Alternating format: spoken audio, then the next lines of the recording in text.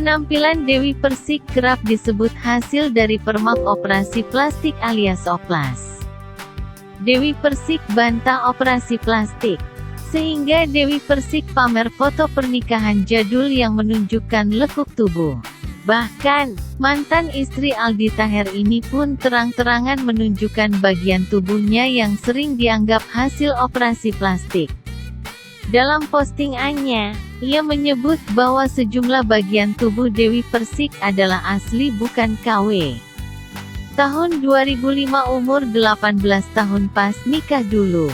Maaf yo say, hidungku bukanku, daguku juga bukanku tapi turunan bapakku.